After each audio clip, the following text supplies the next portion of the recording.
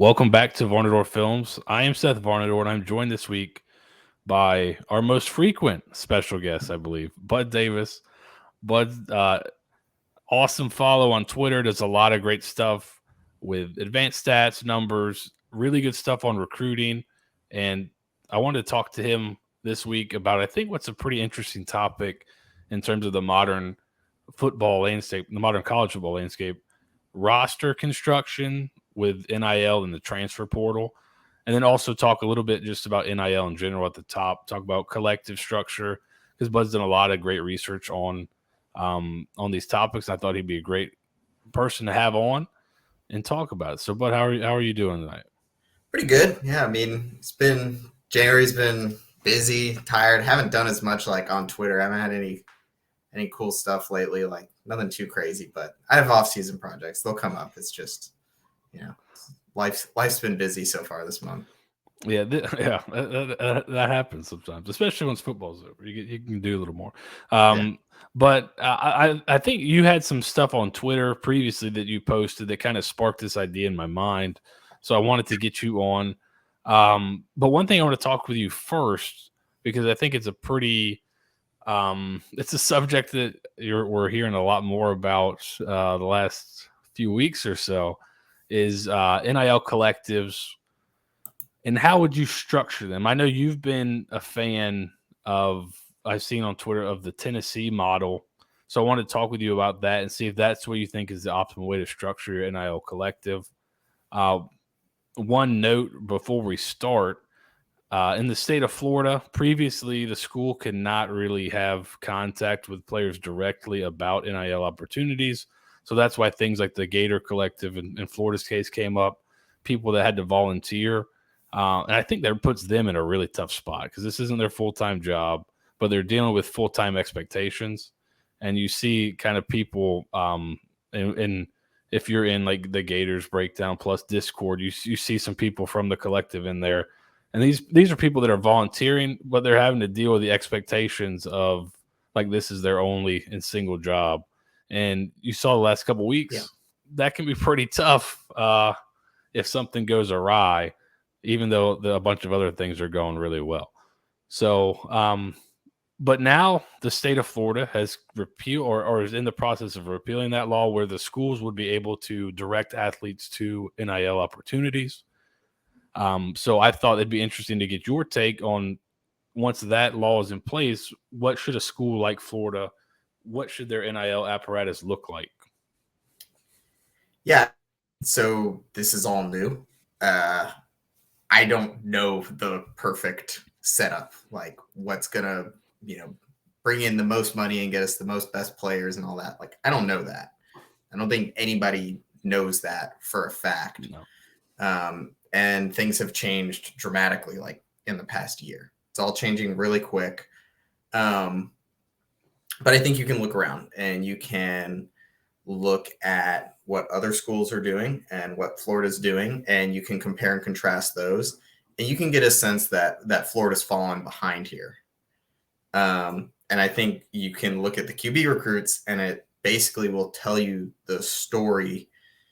If you look at what Tennessee has done, which is they really got just everybody on their NIL side behind a professional organization, Spire Sport, and they have full-time people who are running that, whose sole purpose is to get NIL opportunities to tennis players, to fundraise, to represent the players, and to distribute that money in a smart way. So they've got full-time staff. They have, 3 professionals from the industry. They manage their volunteer collective, which is like their fan base, their Gator Collective. Spire Sports manages that. And then they've got 20 people, like students that they hire who basically do booster outreach, things like that, and athlete engagement and manage all that. So it's a pretty big ship with full-time professionals, and they leverage that to get the number 2 QB in the nation. And it was a big contract. It was a flashy contract, and they landed him. And It's going to make a big difference. It's one of this Tennessee class is it's not a championship caliber class, but it's one of the best classes Tennessee has landed in the modern recruiting era. And it's a massive bump over where Heupel was recruiting in his bump class. They've gotten this huge improvement. And I think NIL is a part of that. And you look at that story and you compare it to Florida, which has multiple NIL groups that are somewhat separate, that are largely volunteer run or just purely booster run, on their own, self-organized. And you look at the Jaden Rashada situation where we botched the negotiation, we botched signing the contract, and ultimately we lost the recruit. And you compare those two results. Florida should be recruiting above Tennessee. Unquestionably, we out-recruit them. We have a much easier territory. We're a higher prestige university. And this year we're not. And I think that kind of is the story there. Is if you are able to take this really professional approach and get everyone aligned and have people dedicated to raising the money and identifying and being smart on how to spend it, you can get pretty big results above your baseline. And if you don't do those things, you will continue to just kind of recruit at a lower level, like we see with this Florida 23 class. It's roughly kind of where we've been recruiting under Dan Mullen, and it's not necessarily the type of class we want to recruit at Florida if we want to see major changes on the field. And so what I'd like to see kind of going forward is you need to see some leadership and some capital investment from our boosters, our big boosters, towards full-time staff. And so I'll talk about development. When I say development, what I mean is fundraising. NIL is going to be essentially about who can fundraise the most and then spend it the smartest. And my wife does development consulting for a living. So she helps nonprofit organizations that want to raise a lot of money figure out how they can raise more money. That's what she does. And the number one thing you need to have people donate money to your cause is not a cause they believe in. It's really strong leadership. People need to know that if I give this money to the person who runs this organization, they're going to make sure it accomplishes the goals. And if we don't have that person running our NIL organization, then I think we're going to struggle to fundraise. The boosters are going to get worn out. You can't tap the same people over and over, but investing in development people multiplies your money because they spend all of their time trying to find more money. They have to raise their salary, and it's a money multiplier. So number one thing I'd like to see Florida do is hire a CEO who that's what they do, is raise money for NIL. What do you think is more important, hiring somebody that's a great fundraiser or hiring somebody that has kind of an idea in the sports world? Like if you hired almost like a front office person to run it, would that be more beneficial, or would you rather have like people like that kind of underneath somebody that can really go out and be dynamically raising funds? I don't really know the answer to that. I think the main thing is you've got to have somebody that the boosters are going to trust year in, year out with that money, and that the boosters' friends are going to trust with that money, and who can sell to the other boosters like, I'm going to spend this money in a good way. They don't necessarily have to be a development person. They could be somebody who has agent rep experience. They're really good at writing these contracts. They can be just somebody who's really well connected in our booster industry and who knows all the boosters and knows the people to ask. They could be coming from UAA on that fundraising side. They could be, a sports management person who,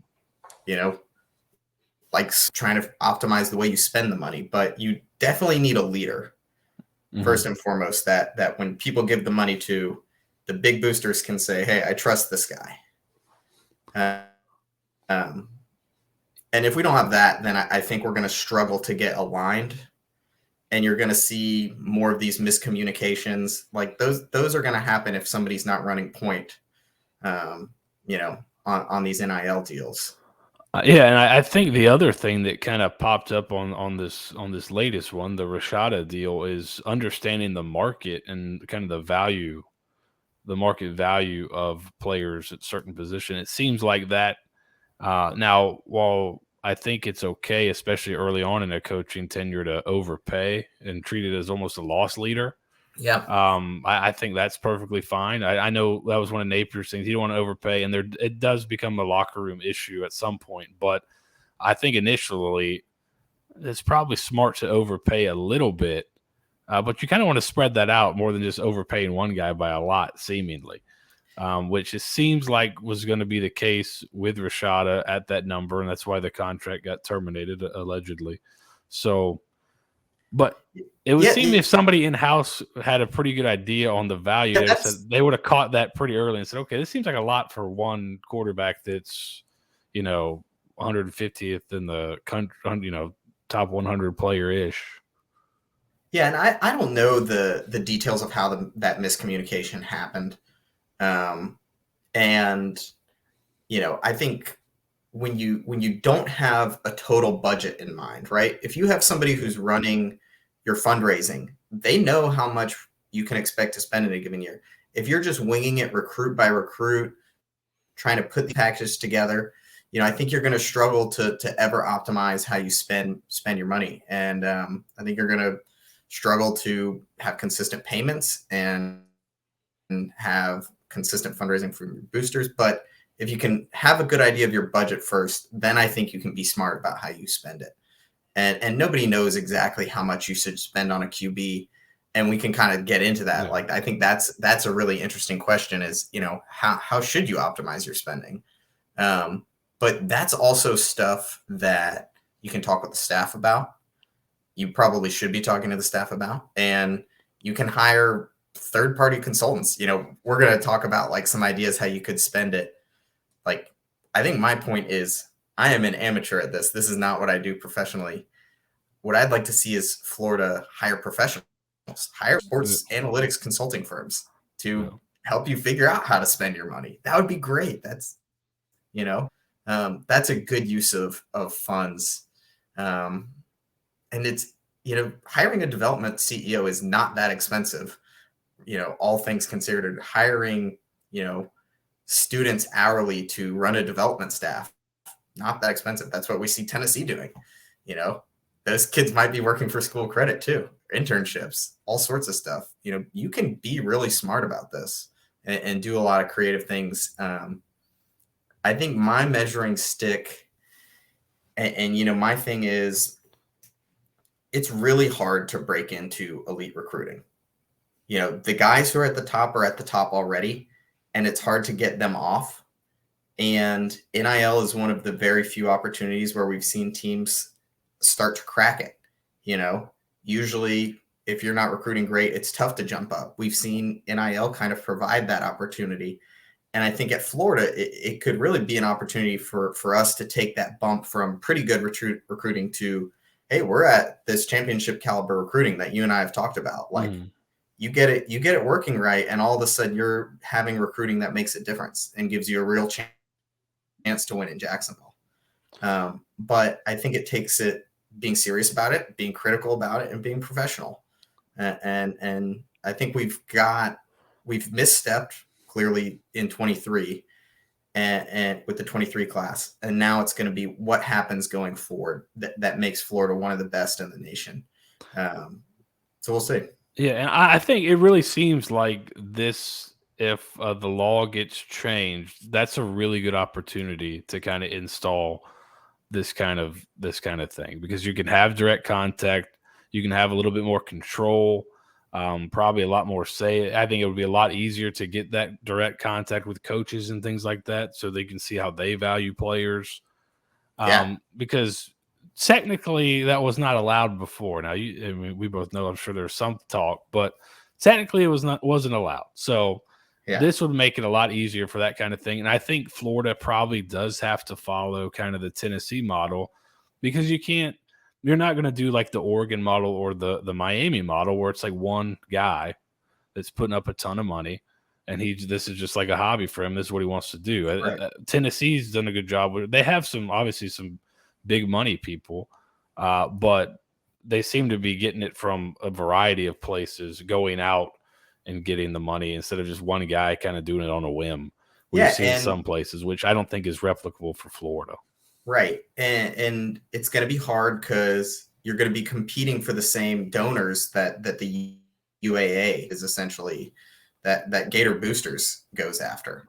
And so you're going to need to get everyone on the same page for how you are going to divide this up and make sure that y'all are working together for the ultimate goal, which is to make Florida football better, Florida athletics better, and not enemies that are competing donors. It's a tough problem. And I think, hopefully when the laws change, you're going to see a lot more leadership from, the admin side, from the coaching staff, say, hey, get your ducks in a row. Cause right now we're getting left behind. But we'll see. Yeah, no, that'll be interesting. I think they're still proud. I imagine kind of when the NIL came out, there was always thought that this is really going to impact giving on the booster side, or theoretically it would, because you're giving money if you want to win, and if that's your goal as a booster is to see a winning team. Well, you're probably going to start giving more money on the NIL side than you will for facilities and things of that nature. But I think there is a way to coexist, and I'm sure there's a way to put the programs together, or some type of status where if you're given to both, you can get different perks. There's got to be a way to do that, I'm sure. And hopefully they're thinking about that if you're a Florida fan. But let's get on to roster construction. This will go a little bit with the NIL side. We may do, I think we're going to do we'll do like a fake $20 million budget. I think that's a number that's been thrown out by a few different coaches. They thought $20 million a year would be what they need to compete for a national championship. So let's say we have a $20 million budget. But the other part of this is a tweet you sent out, I believe, a while back concerning roster construction, just based on which positions should you be going after high school players, which positions should you be focusing more on the portal. So let's go through and kind of how can we optimize our roster here based on that kind of data. What's an optimal roster construction look like in this new era? Yeah, this is like a fun problem to work on. And there's a lot of people in like the analytics space who are playing around with different ways to like tackle this. And so, all right, let me share my screen because we got a couple things.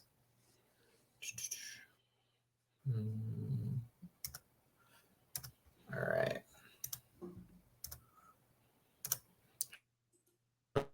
Hopefully that's pretty good. Yeah, there we go. How's that? Yep. All right. So I think just real quick, we kind of talked about how Florida's behind, and just one thing to make everybody feel good is like if you actually look at year in, year out giving by boosters, Florida is one of the most generous. Florida boosters are some of the richest and most generous in the country. Like it's really us and Texas are on a tier to ourselves. So this is a box and whisker plot of every year from 2005 to 2022, where your school ranked that year in booster giving. And so Florida's, only ranked outside the top 5 in booster giving once to its athletic department. So our pockets are deep. These pockets that we need to tap for NIL are as deep as anybody in the nation. It's really just being smart about how we tap them. People talk about Texas A&M and Texas as boosters, but Florida boosters are up there. They give at similar magnitudes year in, year out, and the consistency is there. So we're kind of this sleeping giant right now. If we can get our NIL figured out, I really do think we could potentially be the best in the nation at it, or at least one of. So that's the hopeful stuff. And that's kind of one of the last things I want to say on that. And then we can talk about the fun stuff, which is like, how do you split up your money if you're going to pay your team? So this is a figure of positive team production. So this is essentially for each team in football that generated, positive, all the players' positive expected value. If you look at what fraction of it came from the number 1 ranked player on the team versus the number 20 versus the number 50, really what you see is most of the production on a team comes from about 30 guys. And that makes sense, right? You've got 11 starters on each side of the ball, and you've got a lot of depth guys who aren't necessarily impacting your on-field performance that much. And you've got this exponential function where the number 1 most productive player on a team, sometimes is providing, almost 50% of your team's positive production. So this is like a war stat. How much war is coming from your best player? And, it can be roughly between 10 and 30%. So if you're trying to divide your budget up, this might be a good way to think about, what fraction should you pay your best player? Maybe 10 to 30% of your budget. This is one back of the envelope number. And this is funny because, like, the NFL, there's CBA, like there's a collective bargaining agreement. And so everybody's really like trying to game the draft or these, veteran contracts. Like, that's the name of the game in the NFL. There's no CBA in college football. There's no salary cap. And with the portal, it's basically everybody's a free agent every offseason.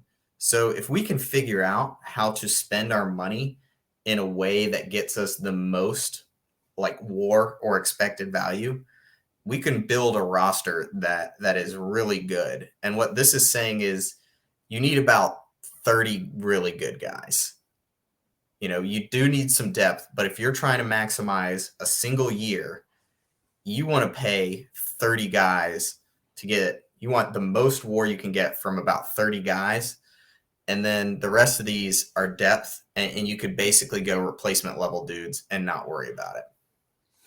What's interesting on this, and I wasn't going to really bring this part of it up, but this is something I've been thinking about. When I was coaching at the D2 level, so everyone's kind of talking about, are we going to get to a point where there's salary caps in college football and big time college football? It made me think you basically have salary caps at lower levels of college football. Do you have a 30 scholarship limit? I believe it was 30 full scholarship limit at the D2 level. So it's kind of interesting that the number 30, it's kind of their top 30 guys. That it was making me think, okay, what if you limited it to where only 30 guys on the team could get paid by the school or something to that effect? That would be, in terms of competitive balance, I think that would be interesting. Yeah. If only 30 guys could get paid, everybody else could still pursue NIL and other deals like that, but you can only pay 30. So seeing that it's like their top 30 guys are the guys that have value is kind of an interesting coincidence there. Yeah.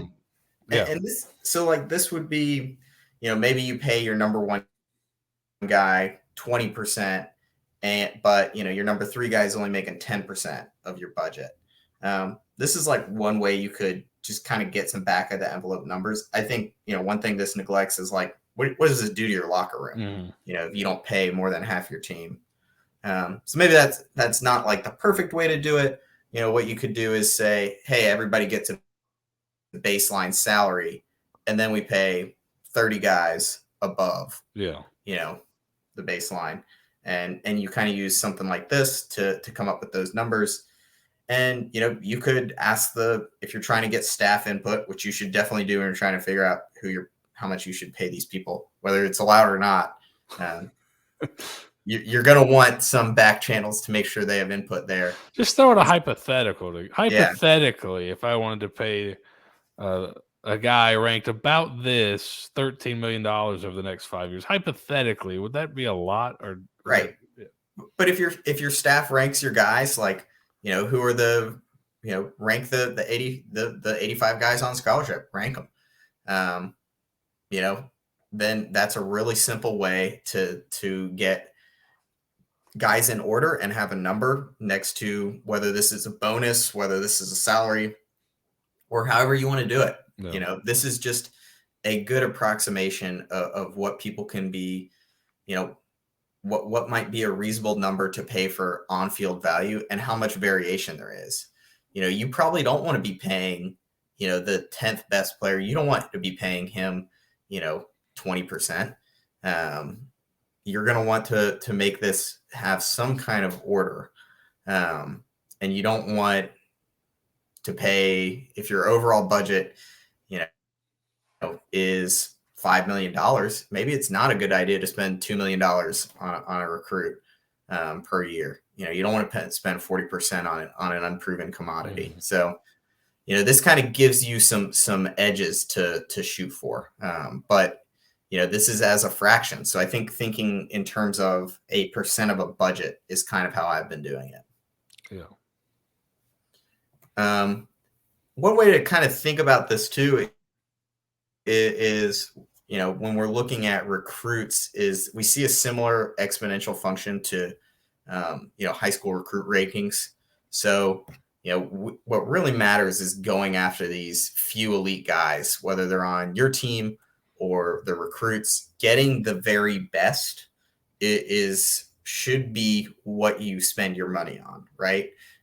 It's better to spend in a way that looks like this exponential function than to spend a straight line across here. You'd be essentially wasting money on not that much value over replacement for these back end guys. But again, what I'll say here is you want staff input. Just because a guy is ranked 1,000, maybe he's like the number 3 guy on our board, then you bump him up here. You pay him, but you want to have a function in your payment that looks like an exponential decrease, like here, that roughly reflects what you think the expected value is from these players. Yeah, the staff can give you like the eval side, but also just the positional, the side of, okay, this is the positions we need to value this cycle, or normally, I'd rather have a 250 guy that's the third interior lineman than the number 100 guy that's going to be my fourth safety or something to that effect, right? Too. So yeah, the coaches could really provide a lot of value in terms of this construction, which it seems like that's the way it's going to go, where you're going to have, and you see Florida with different kind of personnel departments. I'm sure I'll be interested to see if one of those gets folded in, if this NIL kind of expands to that, and then especially if you get to salaried players, or if it's going to be a different kind of a different group, you're almost going to have another group to come in to deal with that side of it. That'll be fascinating to watch, because the money is probably going to go down. The money that you're spending on staff and things like that, I'd imagine, would decrease as you shift some of that to players. Right. And it's going to be really interesting to see how this plays out. I think that, what you're essentially going to be asking your coaches to do and your NIL organization to do is like to run an NFL front office, which is wild. It's not just that you're going to have to run an NFL office, but you're also going to have to run an NFL office that is recruiting high schoolers.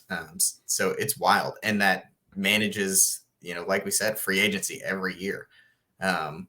So this is like one reason that I'm like, hire professional staff, please. Like, this is going to be a huge headache to manage, and hire outside consultants, because, you don't want to just be winging this. That kind of just seems like a recipe to not see much improvement. When we kind of look at, this is expected value. We've talked about this a little bit, but this is, based on high school recruit ranks, how much extra on-field value they appear to generate based on how the NFL values them.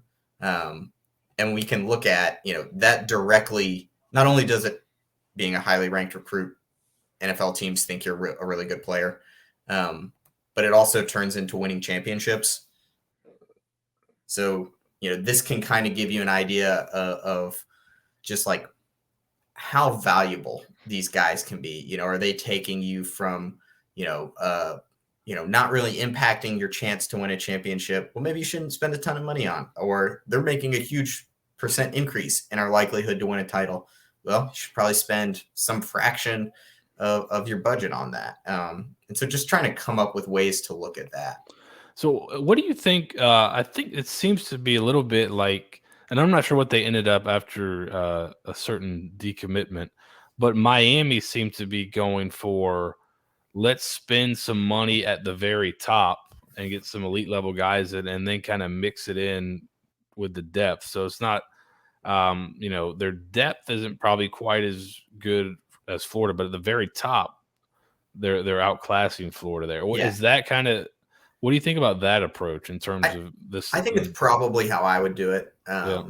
If you can only spend, a certain amount of money to get average guy, a bunch of average guys or a few elite guys and a few lower ranked guys, you want the elite guys. And you want the top 100 guys. Like, you look at this function and there's really not that much difference between a 200 ranked player and a 1,000 ranked player, but there's a huge difference between a number 5 player and a number 50 player. And so, it kind of makes sense, right? There's guys coming out of high school that are, obviously far and away better than the competition. And the recruiting services are pretty good at collectively identifying who those are. And so are staffs, right? What you really want, though, is to get as many best players as you can. Whether you're doing it out of high school, whether you're doing it out of the portal, if you're trying to win a championship, you only need like 20 or 30 guys. That's all who can contribute in a season. And stacking this depth in the portal era is probably not the way to optimize a single season title. We can talk about, maybe you don't want to optimize a single season. Maybe you're trying to optimize a 4-year. That's what that's going to be my next question. Do you think that that's the difference? Miami's looking to optimize the next season, where Florida's trying to get back to kind of a higher base level, and then maybe jump in and try to optimize for when the conditions are right, or something to that effect. So Miami has spent, if you think they spent money to buy elite recruits, then their strategy of acquiring super elite offensive tackles, particularly, are what I think is probably near optimal. This is a couple different things. So this chart here on the left is a simple model that says, if you have a recruiting advantage of 1 point, so a 99 ranked recruit versus a 98, if you have that in a game, how many like on-field points does that turn into? And it's worth about 0.6. And then this tries to, unknot, well, if you have an advantage at offensive tackle, it's worth that much versus linebacker. The problem is, teams that are good at offensive tackle are usually have an advantage at cornerback too. So this is what's called multi-collinearity. So all of these variables, usually go together. Teams that recruit good at one position recruit good at another. So it's tough to figure out exactly what position you should recruit at. Mm-hmm. But this is a model that's designed to try and get at that. And generally what it says is, if you want a recruiting advantage, offensive and tackle and linebacker tend to stand out. Running back actually stands out. They make a difference. And then after that, there's kind of this decreasing importance. And it even gets negative. I wouldn't read too much into the actual numbers here. This is kind of like overfitting. USC recruited a lot of great tight ends and then didn't perform that well. And so this is the model trying to fit that, versus Wisconsin, which always had terrible tight ends, but did pretty good. Yeah. So like, there's some funny stuff like that. But generally what it says is, recruiting advantages in these trench positions tend to be more valuable than recruiting advantages in your skill positions. And that's pretty interesting. And so I think that's one part. And the other part is this bar chart on the right, which looks at transfer rates by positions. And what we see are skill position players transfer at a higher rate than trench position players. So to me, if I'm going to spend money on a high schooler, I'm going to want the one that gives me the most on-field advantage, and I'm going to get the one that has a low risk of transferring. So if I'm going to pay you to be a freshman, I either want you to play or I want you to develop and play for me next year. I don't want you to develop and take my money and then transfer. That would be, a complete waste of capital. And what Miami's done is get elite offensive tackles. And I really wish Florida had that. That's something that pays off in a few years, and it's hard to get those from the portal. Well, I guess today you got the I believe it was today. This week's coming together. You got the transfer from Goodwin, who was a elite offensive tackle prospect from Kentucky. Is that like the ultimate? A guy that's elite prospect and has already used his one-time transfer? I think getting that's another thing is once you get a transfer, the risk of them transferring is lower, which is pretty interesting, or it's harder for them. But I like that Florida acquired we had trench issues and we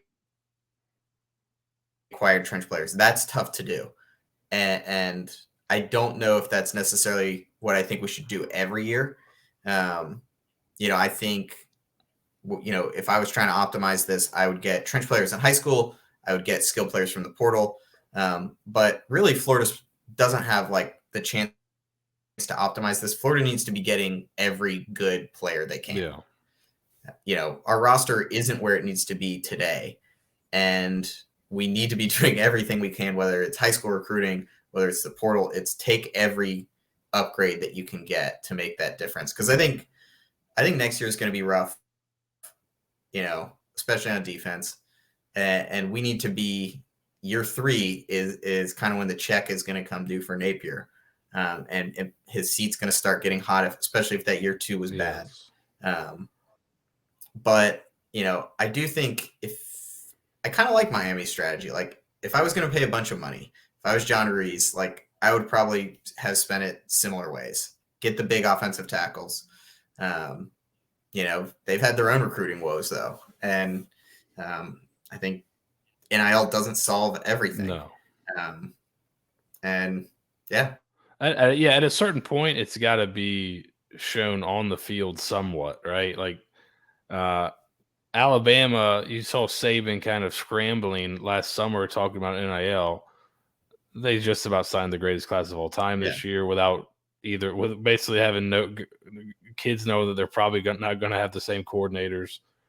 Right. I'm sure they've got money there for those guys as well, but that didn't seem to be, they're not considered like NILU or anything like that, but the on-field performance obviously helps.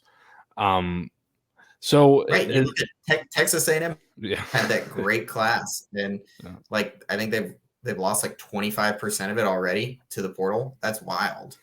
That's a huge rate of attrition in a single year. So, there's not a magic formula to solve this. But I do think when we're talking about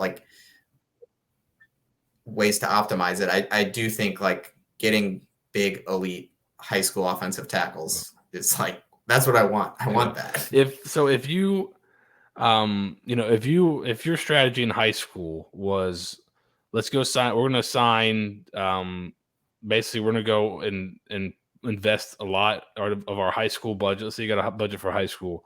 We're going to invest a lot of that in the trenches on both sides of the ball.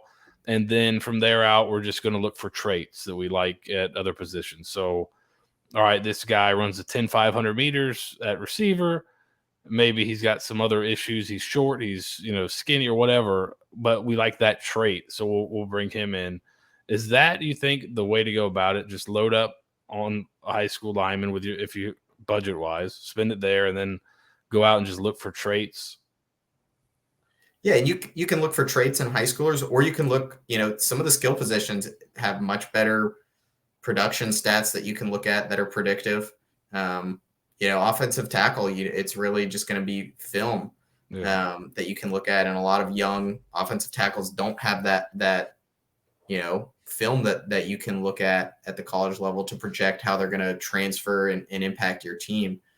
But you can look at production from wide receivers and running backs, and we've seen it. We saw the QB class last year. All the portal QBs had a huge hit rate last year, like wildly successful. And just so some of these production and skill positions, I think it might just be a little bit easier to project them out of the portal as well. But yeah, so maybe you go looking for, measurables. You kind of in the back half of your high school players, and you go look for production at, G5 programs. In the portal. Okay. Yeah. Yeah, no, that's interesting. I think obviously it seems like quarterback, even though the rate of quarterbacks, is that something you'd also put a premium on at the high school level, just in terms of maybe being able to have an elite guy for longer? Or, as you said, this seems like you get some pretty good ones in the portal every year. I don't Yeah. think you can kind of live year to year at that position, but you can definitely use it to supplement you in years you need it. But Right. And I think that's like probably you want to blend. You don't want to put all your eggs in one basket and only do things one way. Right. So, having a blend where maybe you're bringing in an elite QB from the portal one year and out of high school the next, and trying to have just options and think about, when do we want to peak, right? Are we trying to peak next year? Maybe we should go get the portal QB. Are we trying to peak in, 3 years? Let's get the high school guy. And really kind of like, when's your report card going to come up? yeah. And this is where I wish Florida's high school recruiting had been a little bit better in 23, or a lot better, is because I think when Napier's report card comes due and his seat does start getting hot, and people are asking if he's the right guy, that's when you're going to be looking to, these high schoolers to essentially be the leaders on your team and have the experience and be the elite guys. And we just don't have the recruit rankings that make me feel warm and fuzzy that's going to happen. Yeah, I know we've talked about it. There's that certain level you've got to get to kind of be in the running for the elite of the elite, and they looked at times like they might flirt with it, but at the end of the day, didn't get really close to it. So Yeah. that'll definitely be something going forward. I think they're going to have to put a pretty big emphasis on this next class, So, at least according to the fan base. So this is an interesting chart. So this is kind of similar to that one chart we looked at that it was like fraction of team production, and then rather than rank by the team overall, this is by rank and position group. So like this is your QB1, this is your QB2, and so what this does is it kind of gives you a nice proxy on like, wait, how many linebackers are probably going to contribute in a given season? How many wide receivers? So like this is another way, you might get at trying to figure out what your roster needs are and where you should spend money. Is this kind of a baseline to start constructing like your 30 guys? Yeah, exactly. Yeah. So you kind of start looking at this, and a few things pop out is like there's a lot more of these big bars on the defensive side here on the right than the offense. There's way more rotation. You see a lot more injuries. You've got, you probably need 4 guys who are designated linebackers, 4 guys who are designated cornerbacks. You need probably 3 safeties. You need, 2 big DTs and probably 3 DE, like defensive ends. And so this is kind of, hey, maybe it's better to spend a larger fraction on defensive depth versus on offense. It's probably better to spend your money on your 1 deep.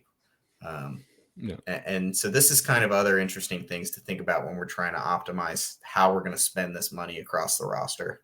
And I can think somewhat in tandem with that is I think it was Bruce Feldman put out kind of the average star rating of the defenses and the offenses in the playoffs. Yeah. And the defenses, it was like 4.5 or something to that. It was over 4.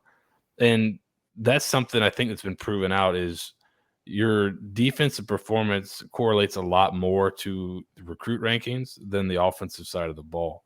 So maybe you want to spend a little bit more money on that side of the ball and then kind of pick and choose offensively where the rest goes, or does that make sense or no? I think you could like in aggregate spend more on a defense, but ultimately like you've still got that function for the whole team, and QB is still your most single valuable position, right? So this is like your QB1, you're looking at 5 to 25%. This is probably a bad QB, but this helps you kind of get an idea of like when I'm trying to fill in that gap for who's the most important, fill in that chart for who's the most important player on my team. If you're thinking it's the tight end, you're probably wrong. Like it's very unlikely, that your tight end can make that great of an impact. There's Brock Bowers, there's Kyle Pitts out there who are absolutely, game changers. But even them, they're those best guys in the country are really just on the upper quartile of what a really good QB can be. So, thinking about these position values is important, and which ones you should value depth at, maybe wide receiver versus, where you can get away with just having one or two elite guys, and really have replacement level players. All right. You got anything else on any other graphs here? No, this is pretty much that's pretty much it from me. I think I kind of wrote a wrap up slide, trying to put all my thoughts just in one thing. So let's while everyone reads the wrap up slide here and takes a look at it, let's put together Bud Davis's. I got $20 million to spend. How am I spreading this out? Yeah, so I probably would break out if I have 20 million and I'm UF right now. I'm probably spending the vast majority of that on acquiring new talent just because I don't love our roster right now. Like $20 million to spend this year. I'm probably spending 10 million of that on high schooler and portal additions. And then really just the rest distributing to the veteran leadership that I need to kind of keep my culture intact and in the next 3 years. We talked about I'd go out and get the elite high school talent at offensive tackle. I would probably put a premium on getting some really elite high school quarterback or a very young QB with a lot of eligibility left. What's the going rate for a year of a elite? Nico at Tennessee, I think his deal was $8 million over 4 years. Is that what it was? Or that's the rumor? If I have 20 million a year, right, Seth? Yes. Like, I probably structure it where, 20 million a year. Maybe my target is 15% of that, to my QB. So I'll put $3 million a year at the QB position. And, I'll tell this young guy, you get $500,000 the first year, $1 million the next, and $2 million every year after that. Okay. But, the market's going to be the market. Like we kind of talked about this. If Nico's getting $2 million a year, that's the number 2 QB in the nation. I can see that being reasonable. You're probably on the 20%. So for 2 million to 20, you're at 10%. Yeah. That's probably a bargain. So you think like maybe 2.5 total, 2.5, 3 total for the whole position group? I think, yeah, I think that's reasonable. And if I'm not trying to win a title this year, I'm spending the money to get the guy who can win it for me in 2 or 3. But I think, yeah, like $3 million here. What do you got? This is the interesting part to me is in the NFL, right? It's running backs or whatever. Running backs. The value is, you can pick up a guy off the street. You can get value there. That Right. doesn't necessarily seem to be the case in college, right? Your previous slide had Yeah. those guys, especially by recruiting ranking. Is this a position at the college level that would get more money than I the would pay, percentage of the yeah, NFL? I'd pay more money for an elite running back in college than high school. We've seen they show up, the recruiting rankings, they're more valuable. The on-field metrics, they're more valuable. It just seems to be a position. I don't know if that's the style of play. I don't know if that's, usage or what, but elite running backs do seem to make a big impact versus the NFL. They're not, as valuable position.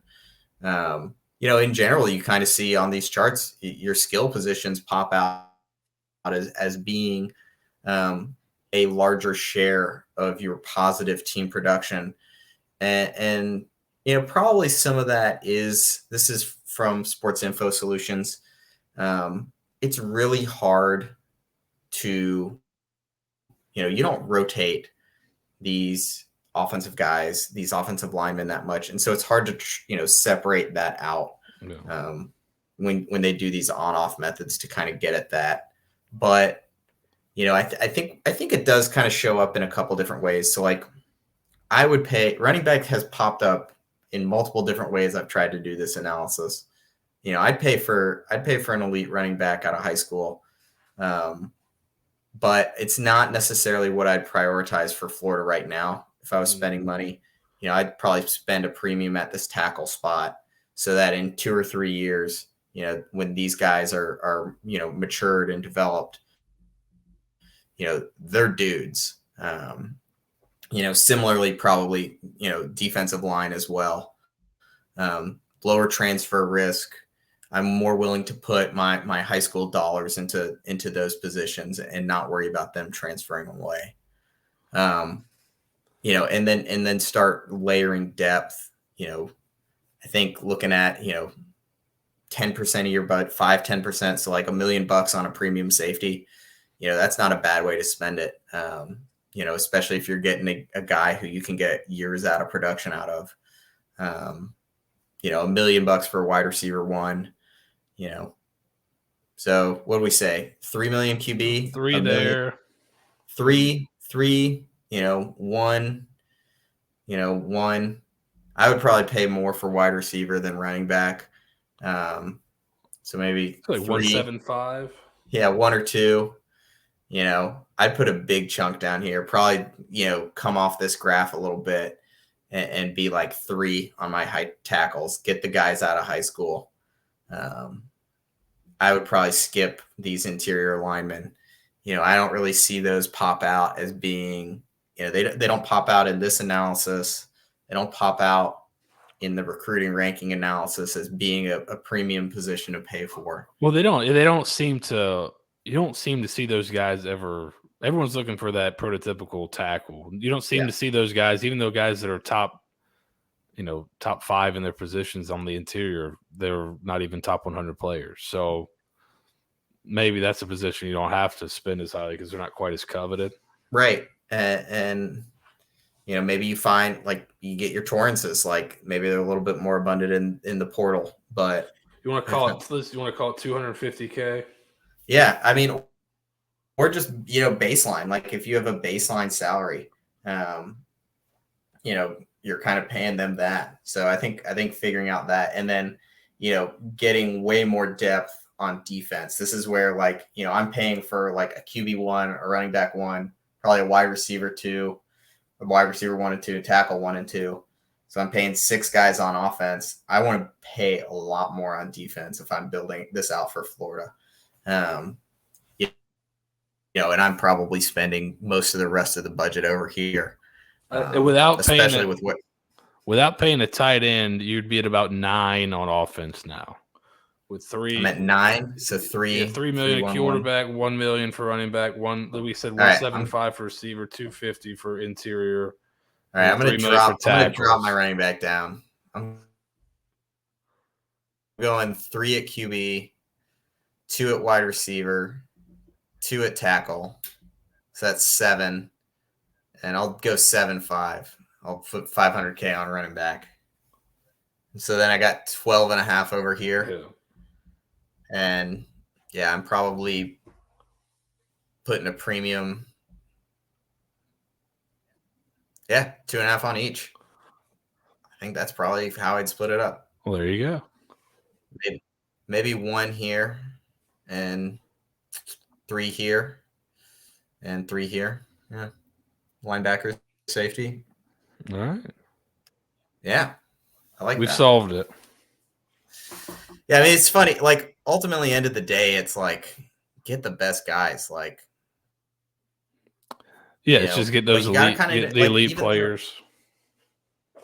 Yeah, like this was kind of, it was a tough exercise, and we knew our budget, and we know Florida's roster, and we were giving ourselves like years to succeed. Our current structure doesn't have all of those benefits. They don't have any of those. No, not having a budget, I think, makes it super difficult. I think even on the fundraising side, because you don't really know what goal do I need to hit. I don't know. Right. Oh man, I love goals. Like, goals are the key to achieving anything. And if we're not setting those and reaching those and measuring them and evaluating strategies and all that, like, that can be measurable, so hard. attainable. And right. Mm-hmm. And if this is just something that people are trying to do in addition to their full-time jobs, that's really hard to do. And it's how do you hold somebody who's volunteering accountable? Like, should you even? Like, and yeah, it's really tough. So like, thinking about this, it's like everything that an NIL structure is going to be asked to do is essentially like this NFL front office. And that's such a big ask. And I just want to like make sure Florida has people who are qualified and have the time to do it and have the connections to do it and are thoughtful about it. Because I think it's too big of a thing just to hope it works out. Yeah, and like we said at the top, it's really not fair to people to kind of throw this in the lap of people and say, all right, well, you're volunteers, you guys figure it out. And then when it doesn't work out, these people get crushed because nobody cares that you're a volunteer, right? When it comes to the end of the day, they just want to see the results. So you're setting people up to get just blasted if stuff doesn't work out, just because you kind of right. And now some of that was the law where you couldn't really take responsibility and kind of be proactive on it, seemingly. But as the law changes, that's got to be something they get proactive on and take control of. Right. And if I was a booster if I'm going to spend a bunch of money on high school recruits, you know what? The investment that you could spend that money on a professional to run everything is so much more valuable, right? Like, but ultimately at the end of the day, like, the power brokers have to have, like, the UF power brokers have to have alignment on how they want to handle this. I think they did initially, and the alignment was, we're just gonna not do anything. Like, we can't do anything. We're not gonna do it. Unfortunately, that's not the alignment I think Florida fans were hoping for. Yeah, and it's an alignment that definitely puts us at a disadvantage. So hopefully we ultimately see Florida kind of move to a professional structure. Ultimately, we talked about this. There's a lot of ways you can try and optimize this, but getting the best players you can to Florida is the ultimate goal. If it was up to me, I'd do trench players from high school, skill from the portal. But actually, you want a blend of those. This is just maybe a preference for one over the other. And then this kind of fun way to try and think about figuring out ways to maximize on-field value. So maybe, you have a couple models and you try and balance a 1-year peak versus a 4-year average expected value. You want to kind of have in mind that for a single season, you got about 20 to 30 guys that are really valuable.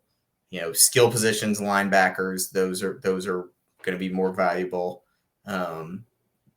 Depth, you need that on defense, but ultimately you're not going to solve this with a formula, and you're going to need your staff and your players and probably some analytics consulting to help you figure this out. And what you don't want to do is just be winging this on a player by player basis on calling boosters, hey, you're going to pay X dollars for this recruit. Like, that's not what I want to see. I want to see just a thoughtful approach to kind of roster spending.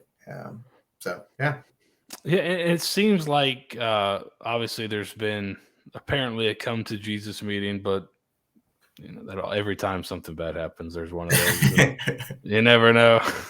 You never know if anything actually happens with them. But I think the law, it really seems like the law getting passed will allow universities and athletic departments to really take ownership a lot more of the process. And then I think you can really scrutinize how everything is structured, because then if you're still kind of just trying to cover your eyes and just hope everything works out, it's not going to happen. Right. So it's something to watch for, but I really enjoyed looking through this and kind of talking about roster construction. I think it's really fascinating with the way the portal has kind of changed things. And it seems like the portal is even changing kind of over time, as you're seeing more and more guys jump in and better players seemingly every year jump in. It's really going to be interesting to see how teams go forward. But I really enjoyed your take on it. Thank you again for coming on. Where can people find you and find your stuff? I know you put it out on Twitter and some other places as well. Yeah. So main one is just Twitter at JBudDavis. And yeah, thanks for having me on. It's always fun to chat about this. And well, you always bring the goods, bud. It's a brave new world. It's really crazy, but also it's potentially exciting. I love a good shakeup in college football. I don't want to see the same teams win every year. Yeah, and if anybody wants to bring Bud and I in to do some consultations, we're in, we're ready. You can pay us a little bit. Just you don't want to pay us full time. I don't want to run it. I'll talk to you for a few hours, but we should not be running it. We're ready to help build this roster. Yeah, honestly, we'll see. That'd be so much fun.